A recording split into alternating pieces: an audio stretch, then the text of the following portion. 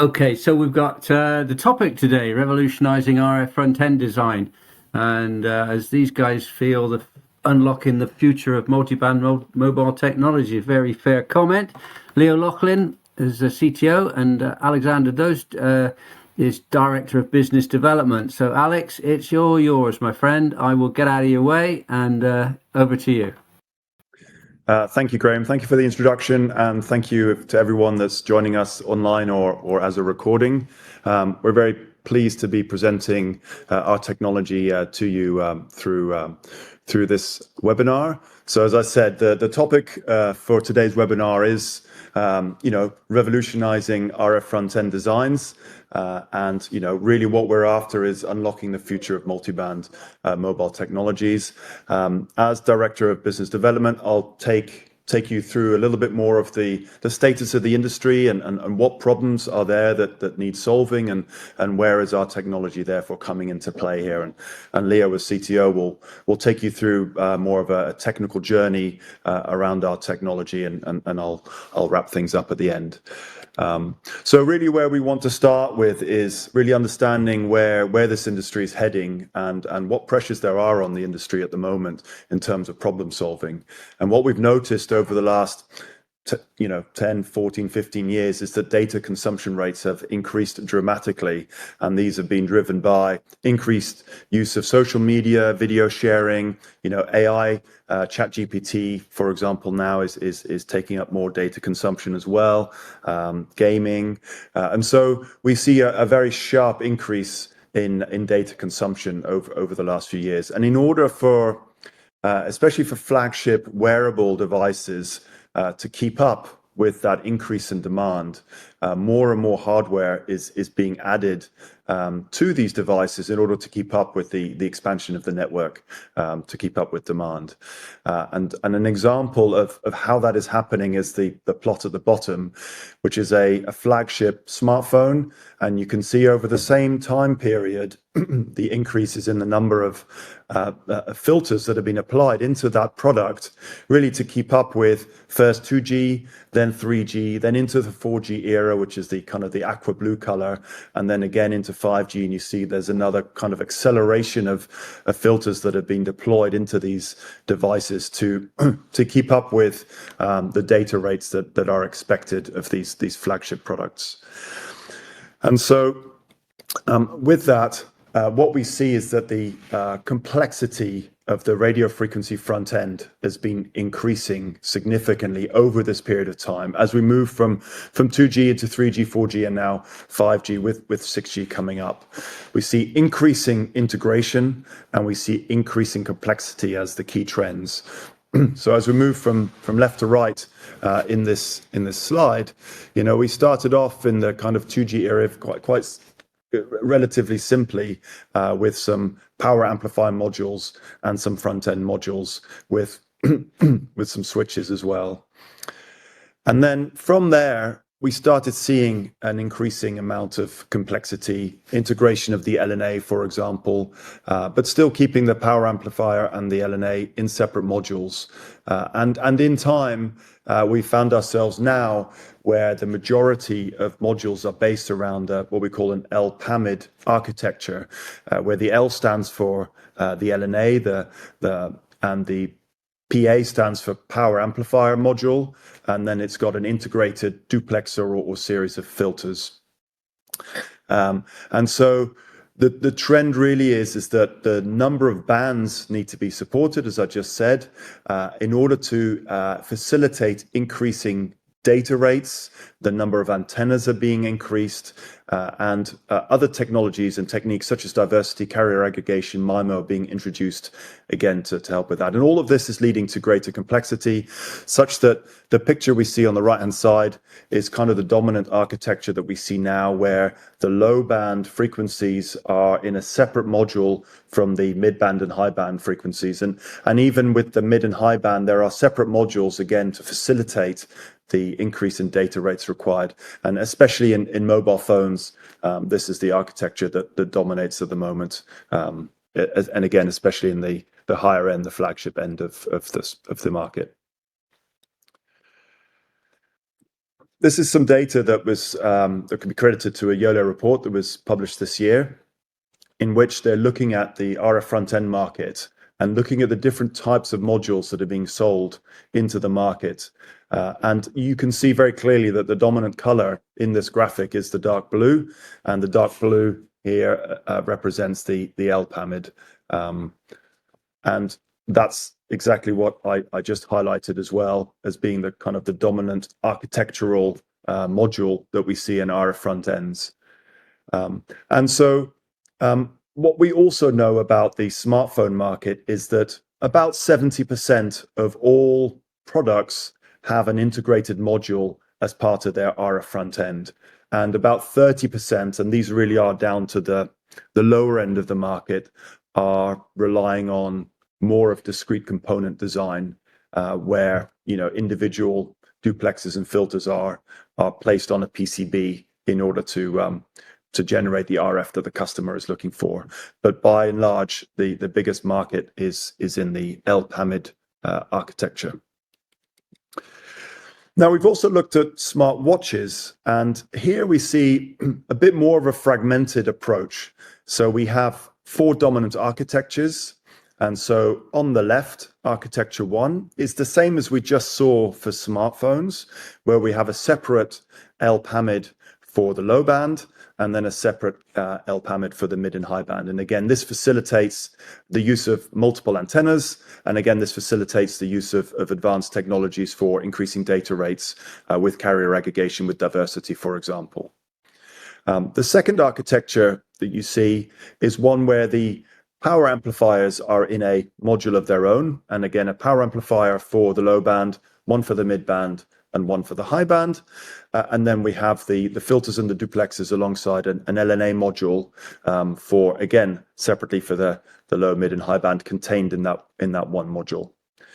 The architecture number 3 is now where some customers, and this mainly is actually a design that's very much China-centric, where the low, mid, and high bands are all contained into one module.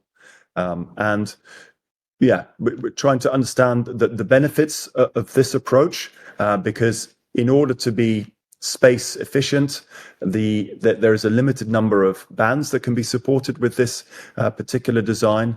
And it seems also that many of the Chinese OEMs that are employing this are deploying this in a 5G only environment as well.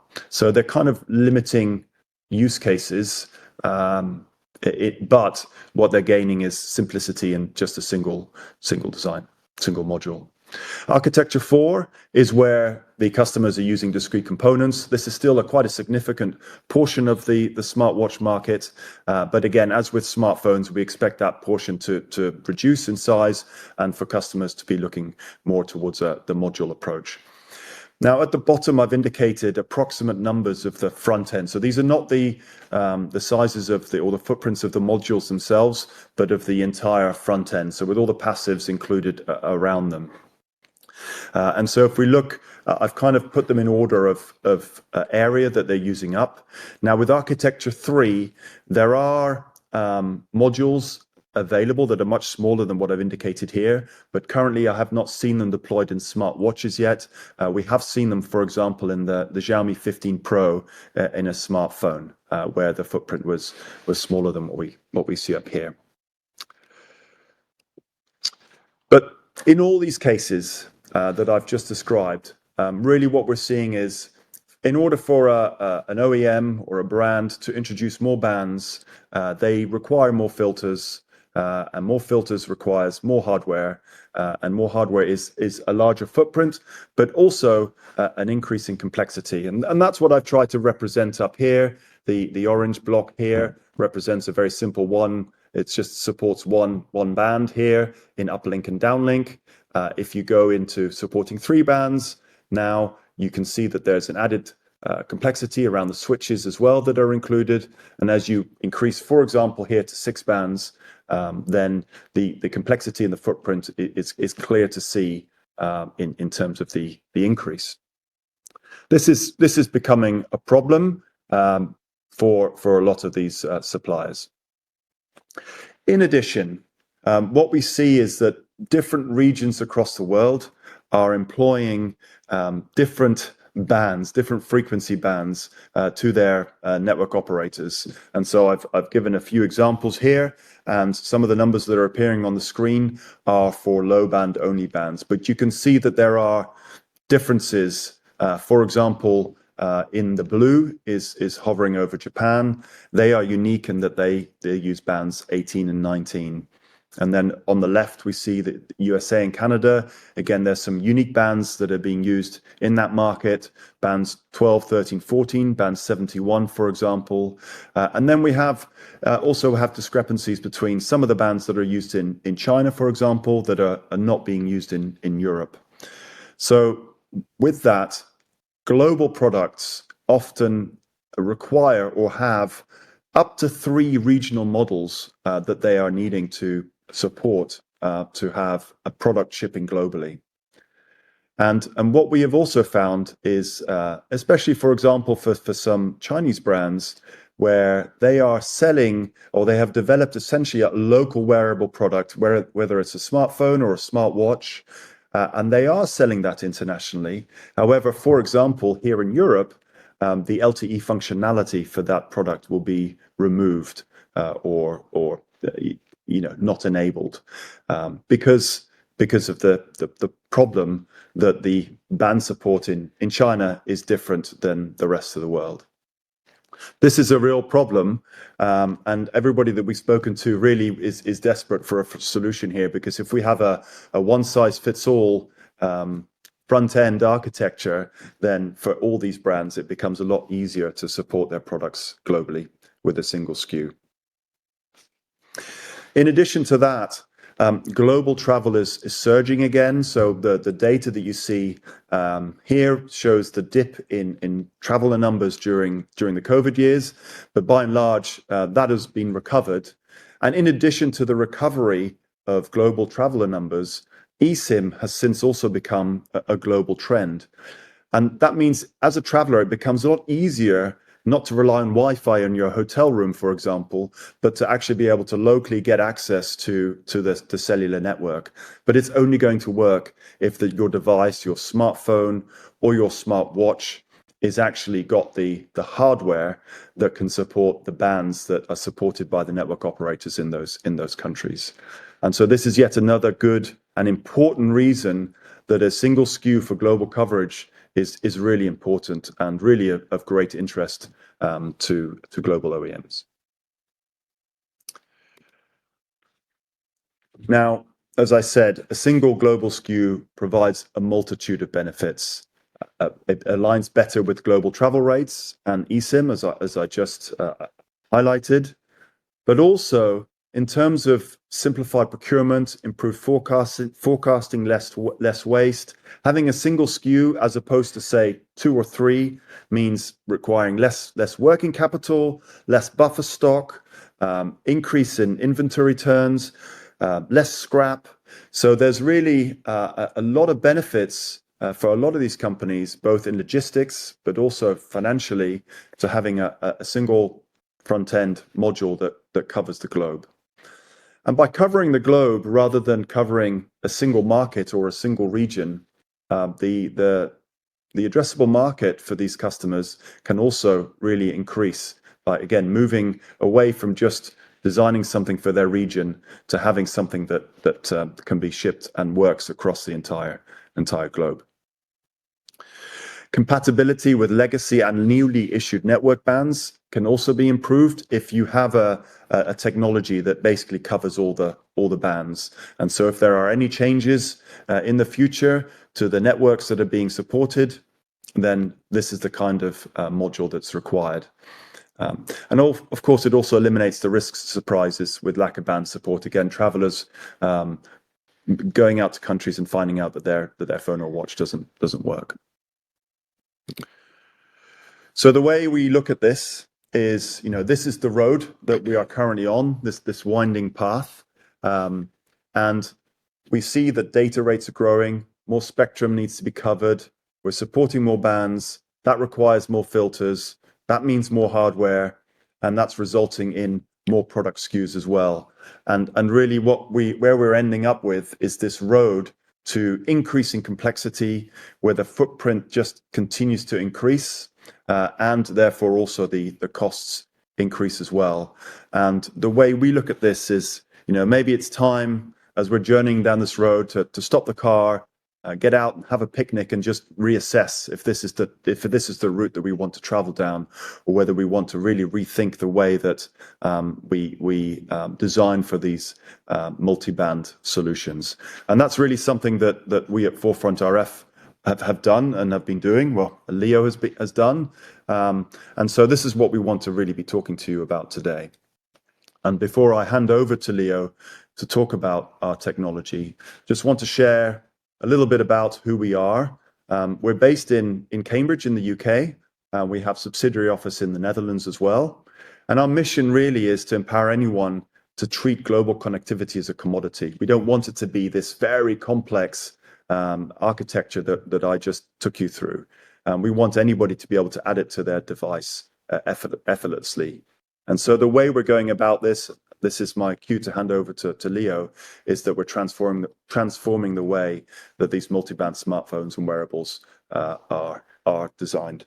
So yeah, with that, over to you, Leo. Thank you, Alexander. So I'm going to talk to you a bit now about Forefront RF's product and how it works in general terms.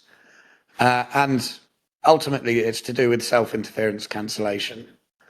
So I'm going to start by talking a bit about self-interference cancellation and about how this is dealt with in current solutions, before talking about how you go about designing a self-interference cancellation system, what are the kind of problems that you need to deal with, and then I'll talk a bit about our product and show some examples of data that we've measured in the lab. So to start off with, in general terms, the problem is self-interference. And the problem really is that the signal that you're transmitting is much more powerful than the signal that you're trying to receive. So power class 3, you're sort of nominally 23 dBm. In reality, that means your PA is transmitting something more like 27 dBm to give you some margin for losses in the RF front end.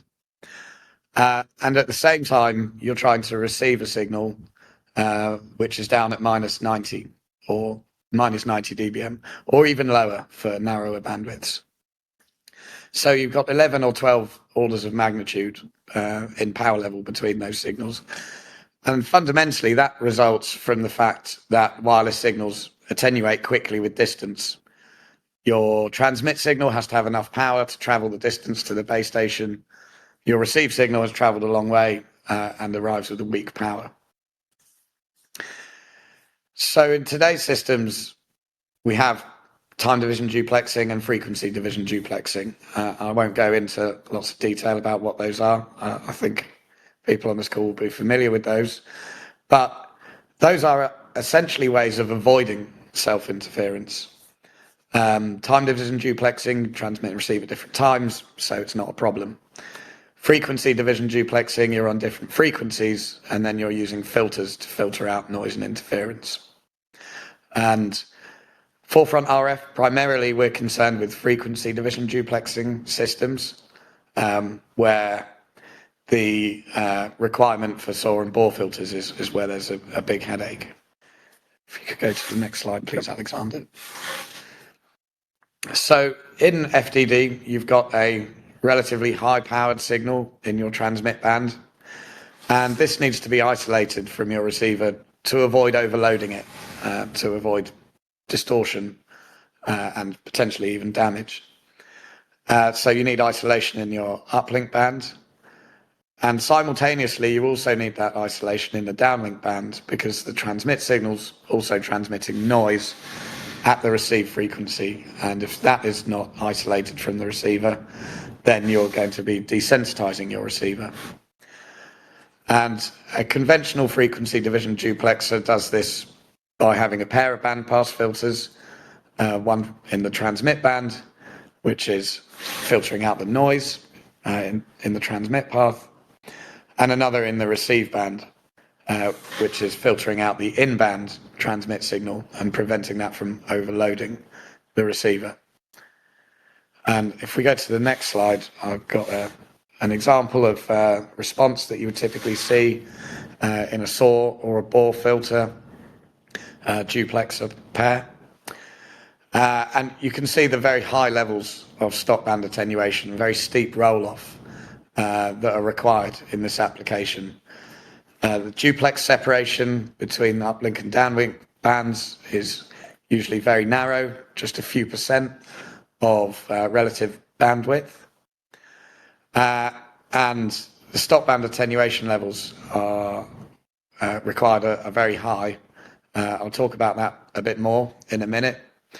But the outcome of this is that the filter specifications are very demanding, and only piezoelectric acoustic resonators, so SAW and BOR filters, are able to provide this kind of filter performance in the form factors that are suitable for mobile user equipment.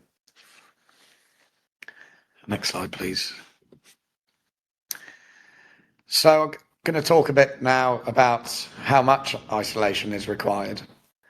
So in the transmit band, let's say you're transmitting at 28 dBm, so that gives you a bit of margin for your front-end losses, and even to deliver a bit more than 23 dBm if that's what the customers want. And then the key consideration for determining how much isolation is needed in the transmit band is the maximum power for the transmit blocker at the input of the LNA. And this is set by intermodulation distortion scenarios. So third order intermodulation, for example, where you have your transmit blocker leaking into your receiver, and then you have an external blocker arriving at the antenna port. And if that's at, an unlucky frequency, then that can intermodulate with the transmit blocker and produce intermodulation distortion in your receive band, which will then cause interference. Typically, what we would need is a maximum transmit blocker power at the LNA input of around minus 30 dBm. And so the difference between those numbers gives you the level of isolation that's required, around 60 dBs. In the RX band, as I mentioned before, this is to do with isolating the desensitization noise. And typically, you would be looking to provide enough isolation that the desense noise is reduced to around 10 dB below the LNA's noise floor at the LNA input. And this therefore limits the noise rise. So if it's 10 dB below, the noise rise is about 0.3 dB. The noise that the PA is actually transmitting in the RX channel is typically around minus 130 dBm per hertz, or perhaps a bit higher, depending on the implementation and partly depending on the duplex separation.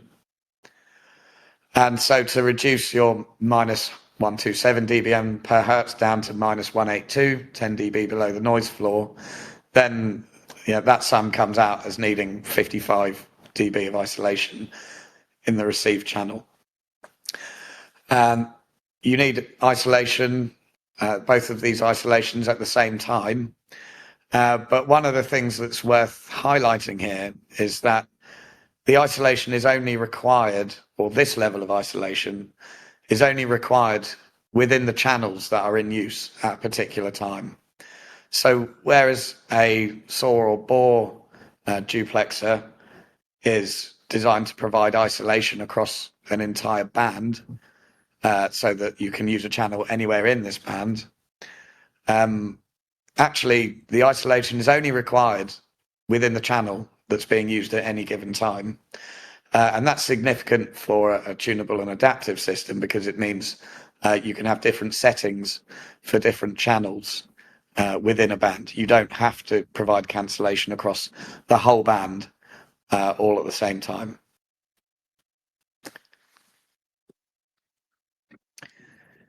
So I'm going to talk about how cancellation is implemented in our product now.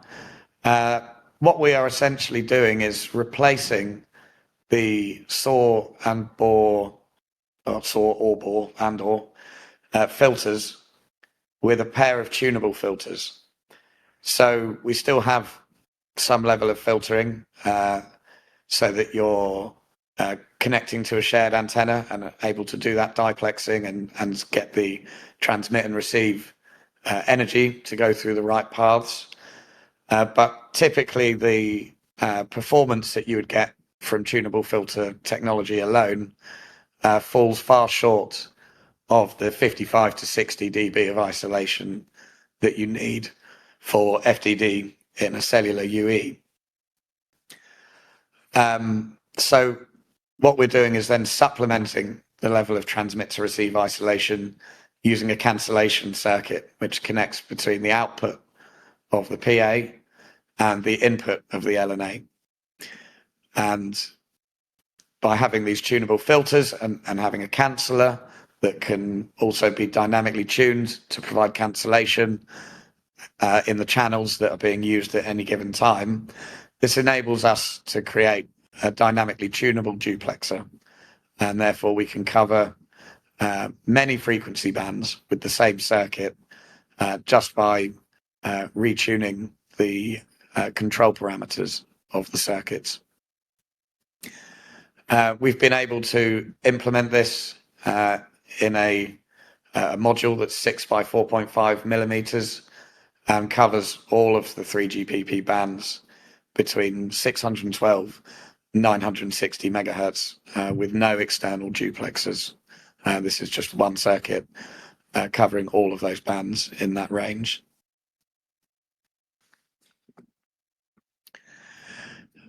So as I mentioned, this is achieved through a combination of filtering and cancellation.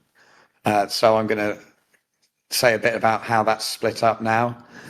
The passive isolation, we're typically getting around 15 to 30 dB of kind of normal filter duplexer isolation, I suppose you would call it.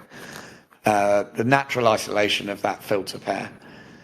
And that's dependent on the duplex spacing. For narrow duplex spacing, of course, the filters are closer together. The complementary filter will not have rolled off as much into its stop band in the pass band of the other filter. And so you get less passive isolation for narrow duplex spacings and more for wider duplex spacings. So that's band dependent. And we can then supplement that with the feed-forward self-interference canceller, which is delivering the rest of the isolation that you need to get up to the total of 55 to 60. So that's between 25 and 45 dB, depending on how much cancellation, how much isolation you got from your passive filter isolation.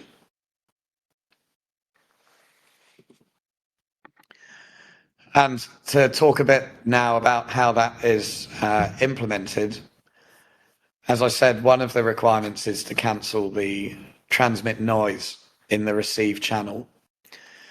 And one of the features of the transmit noise is that you only truly know what that signal is if you sample it at the output of the power amplifier.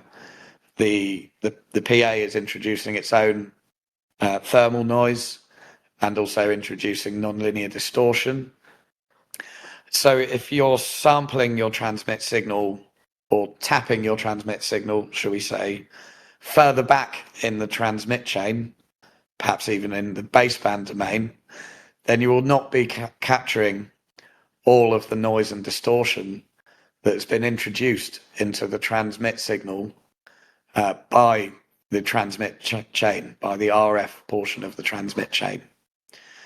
And so the architecture on the left is showing an example of an active cancellation based duplexer, where the transmit signal is sampled digitally. You're taking a copy of the IQ samples before they are transmitted, and processing those in the digital baseband domain to create a digital baseband cancellation signal, which you can use to cancel out self-interference by upconverting that with another transmit radio and injecting that prior to the receiver.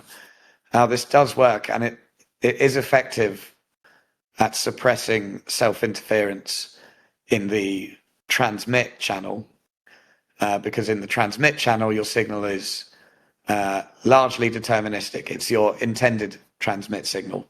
It's not distortion free, but you can cancel most of the power.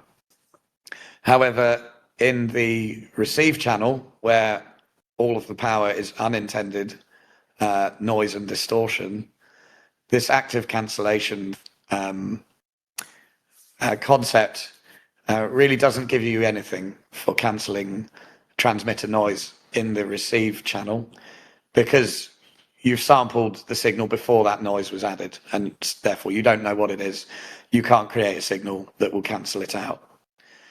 The benefit that this active cancellation system does have is that because you're processing the transmit signal in the baseband domain, you can apply high order filtering, lots of signal processing, and it means you can get cancellation over a very wide bandwidth, because you're able to process the amplitude and phase differently at different frequencies to whatever granularity you desire, really, limited only by the signal processing resources. On the right, we have the kind of opposite, I suppose you could call it, cancellation concept, where you are tapping off the signal at the output of the TX radio, so even at the output of the power amplifier, and therefore you're capturing all of the noise and distortion which is present in that signal, and that gives you the ability to cancel all of the noise and distortion, which is a benefit and is required for the FDD application. But the drawback that comes with that is that you are now implementing your canceller in the RF domain. And so the order of the filtering that you're able to apply is limited by the hardware complexity. And that affects your ability to cancel over wide bandwidths. Go to the next slide, yep, please. So this isolation bandwidth limitation is particularly significant when you start to think about how self-interference couples between the transmitter and the receiver. So on the left is a diagram of a self-interference cancellation based tunable duplexer with its antenna port terminated. And in this scenario, you just have what we would call the direct coupling of self-interference, the leakage through that filter pair when the antenna port is terminated with perfect 50 ohms. And from this, you would get some kind of frequency response of the transmit to receive leakage, or you can also think about that in the delay domain, which I kind of got an artist's impression of a graph there. You can think of a kind of power delay profile for the self-interference coupling channel. And where there is not a real antenna, you would expect this to be relatively simple. Most of the power will be contained in, sort of one impulse in your power delay profile. When you include a real antenna into the picture, and particularly if that antenna is then interacting with nearby objects, such as the package of the user equipment or the user's hand or any objects that are nearby, then you can think of this as adding extra components to the power delay profile of your self-interference coupling channel. Energy is leaving the antenna, is reflecting off the hand or the nearby object, and is being received again with some delay. And that's what the additional components in the power delay profile on the right are showing. And this affects the cancellation, because the objective of the canceller is to cancel out, ideally, all of these components. But as I'll come on to in the next slide, it's not quite as difficult as it may seem on the surface. Because actually, if you move to the next slide, rather than having to think of this as a kind of tap delay line, where you need a delay and an amplitude and phase to tune to and cancel each of these components, actually, you can consider this in the frequency domain. And where you've got less time dispersion in the self-interference channel, you have a kind of simpler frequency response. And this can be dealt with by the tunable frequency response of your cancellation circuit. And the simpler your frequency response is, the fewer components are needed in your cancellation circuit. On the other hand, as more time dispersion is included in the self-interference coupling, perhaps in a user interaction scenario, you end up with a more kind of complicated frequency response in your self-interference leakage channel. And then you need to reproduce a more complicated frequency response in your canceller circuit to be able to cancel out that self-interference over the bandwidth that you're interested in.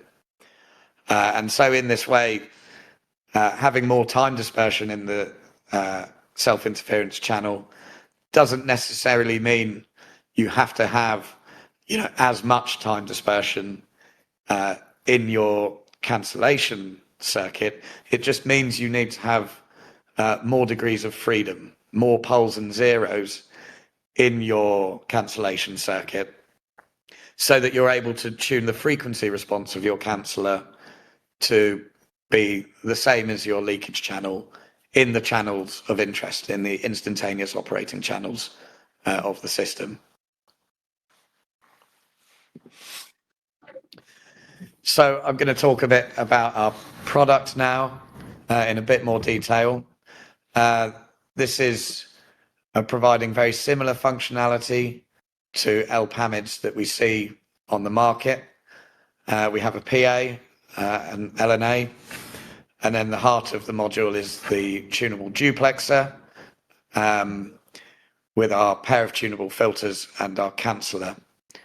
We also have a bidirectional coupler at the antenna and also a MIPI interface. The balancer circuit that you see in the bottom right is included to enable us to deal with non-50 ohm antennas. So this is giving us the tunability that we need in order to deal with those extra reflection paths that you might have due to time dispersion in the antenna itself, and also additional reflections from the local environment. And that's programmable to select the band and also to adapt to non-50 ohm antenna conditions. There is also some software that needs to be integrated into the customer's system in order to program the settings for the band and antenna.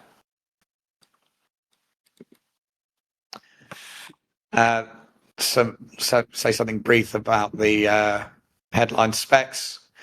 Our module's targeting power class 3, around 24.5 dBm maximum transmit power at our module port, with 20 dB of TX gain, and meeting all of the 3GPP specifications for transmitter performance. On the receive side, we have around 13 dB of gain, roughly a 5 dB noise figure, and the desensitization when the transmitter is turned on is limited to around 0.3, 0.4 dB, demonstrating that we're getting the levels of cancellation necessary to deal with the desensitization noise.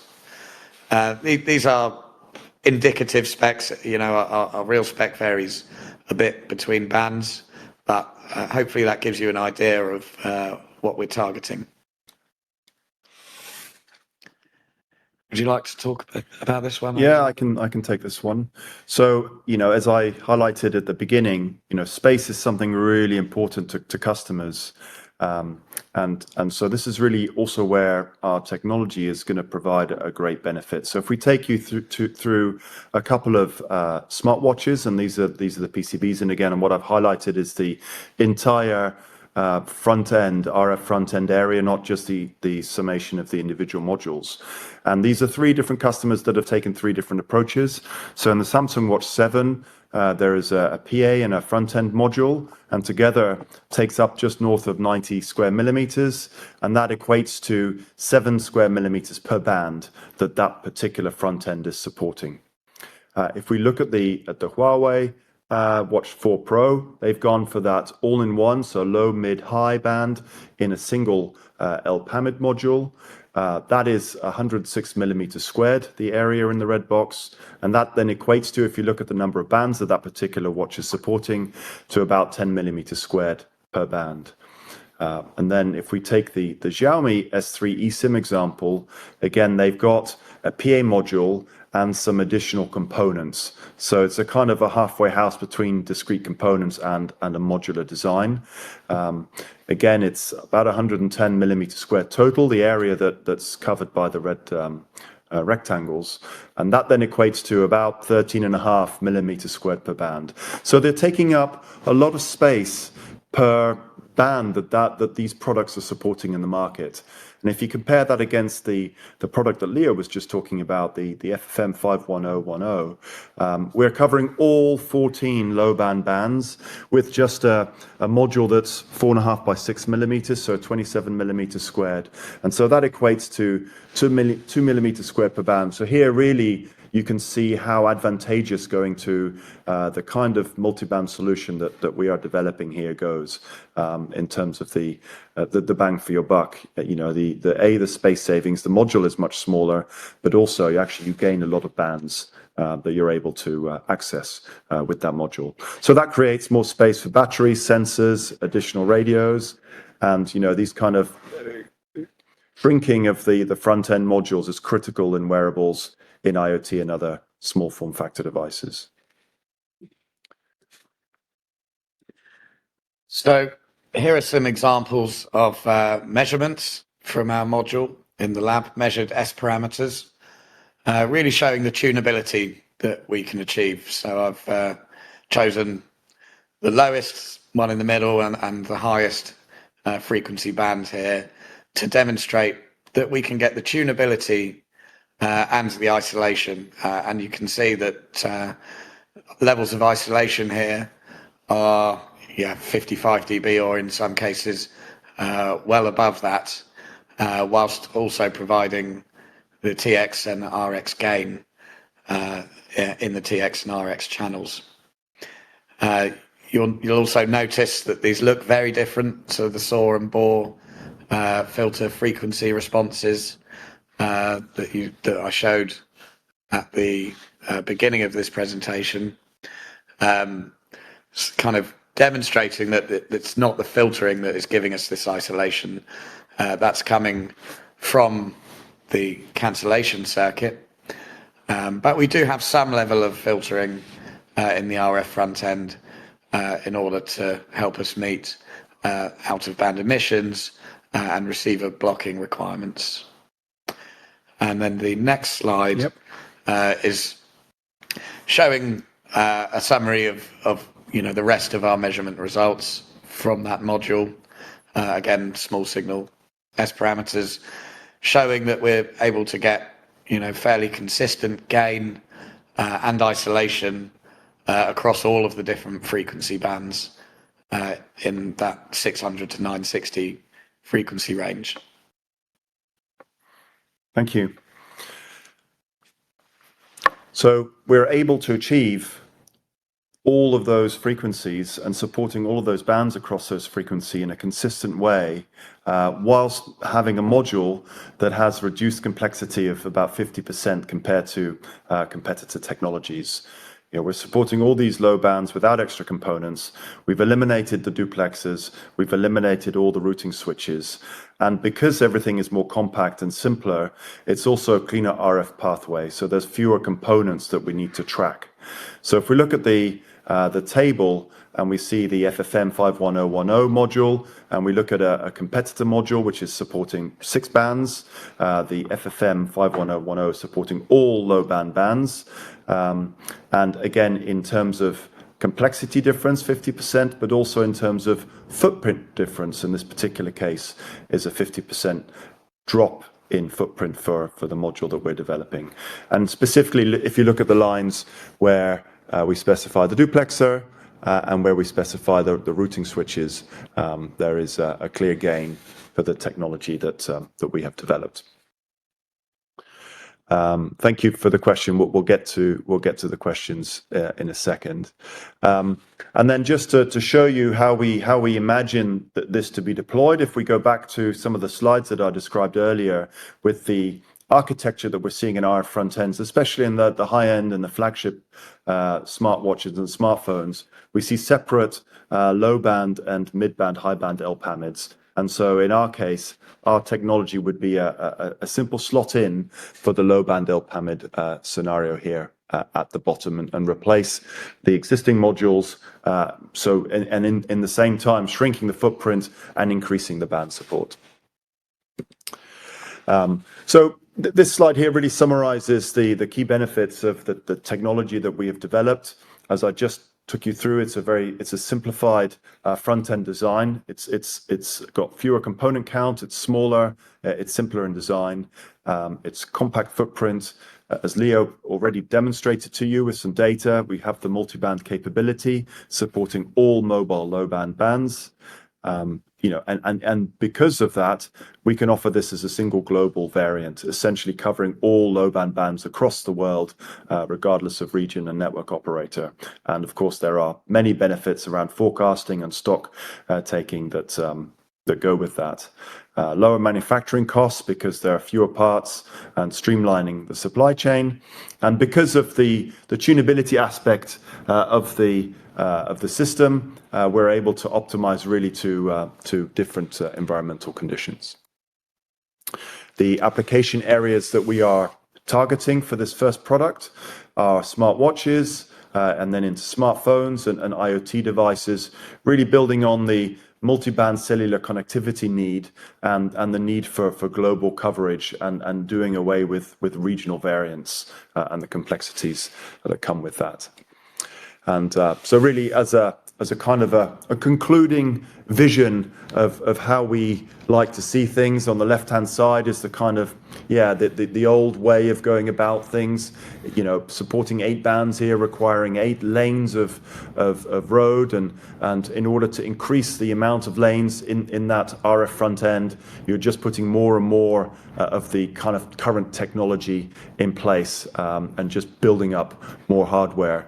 Whereas the way we like to look at things is that we are able to offer a much simpler design, which offers a single SKU for the global market, and because of the simplicity, a faster time to market. And so with that, we'd like to thank you all for your time, your attention, and your interest in Forefront RF. And I think there are some questions that have appeared in the chat, and we're very happy to go through those now. Is that all right with you, Graham? That's perfect, Alexander. That's absolutely perfect. So, I'll read them through if we can in a second. But just before, you mentioned those 3 photographs you showed there with the smartphone, smartwatch, and the IoT devices. Do you see any sweet spots here, or do you see that it actually really fits across all of these segments? Just wondered what your thoughts were on that, because obviously some of those IoT devices are going to be, really growing in terms of volume, but I guess the volume today remains around smartphones and other things. But interested to hear your comment. Yeah, I mean, all fair, Graham, to say that. I mean, we are talking to customers about our technology. Certainly, from our perspective, smartwatches is for us, a very interesting route into market, because of as I described to you, it lends itself well to the requirements of that industry at the moment.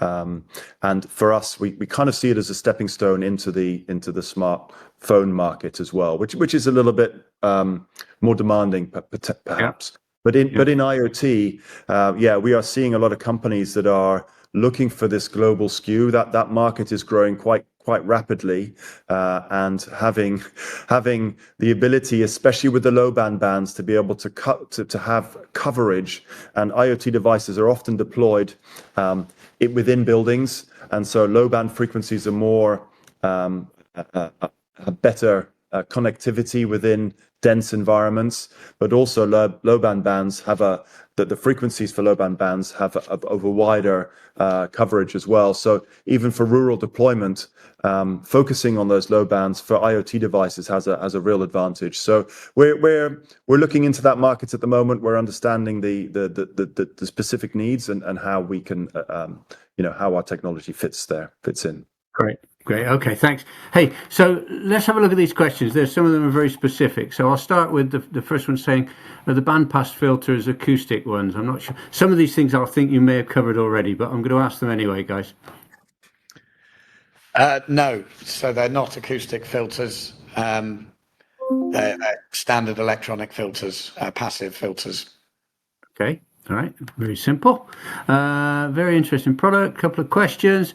Can you point us to a specific circuit technique employed to achieve tunability? Are on-chip inductors being used, CMOS or SiGe substrates? I'm not sure if you can share anything on that.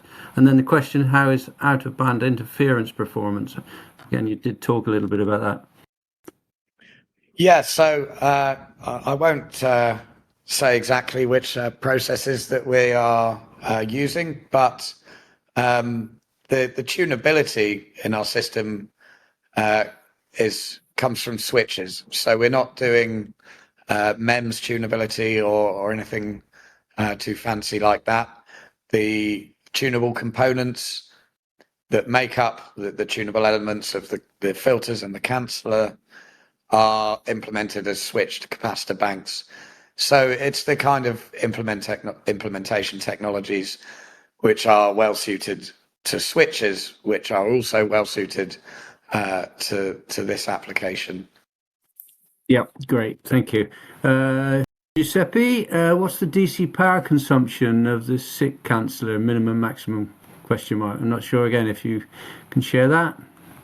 I won't give the exact specs, but it's pretty low. We're talking sub 1 milliamp for the canceller.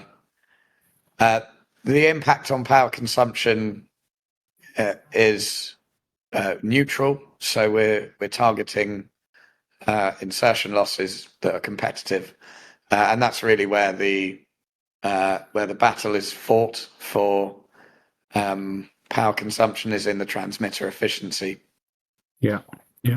Okay, and afterwards, you have all these comments and the people that are on the call, so you can follow up individually, hopefully, Leo, and answer any questions that can't be answered fully on the call.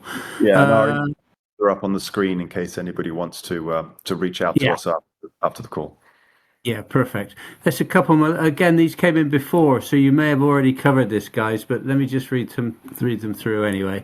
Scalability of the forefront approach for multiband and MIMO designs and the impact of their technology on dynamic proximity effects, antenna detuning, and knock-on impacts on conformance testing. Could you talk to that a little bit? Yeah, so I think there's kind of three questions in there. The scalability to MIMO, that's something that we have, that we are working on. It's we believe can be scaled, but we're not doing that in our first product, as we can see a route to market that enables us not to have to solve that problem first. But yes, we do believe it's scalable. Okay. Sorry, go on. Then the second part of the question was around the dynamics of the antenna. So I spoke a bit about that in the presentation, but I think the other comment I can add there is that actually, particularly for the smart watches, the impact on performance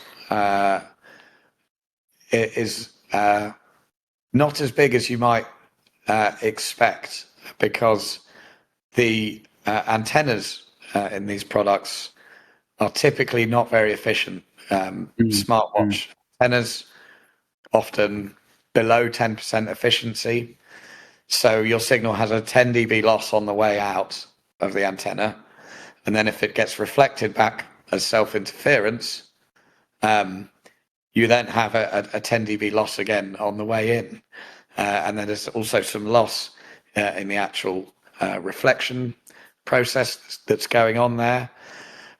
So yeah, the impact of the kind of reflected self-interference, it's significantly less than you might expect, and we are able to deal with that.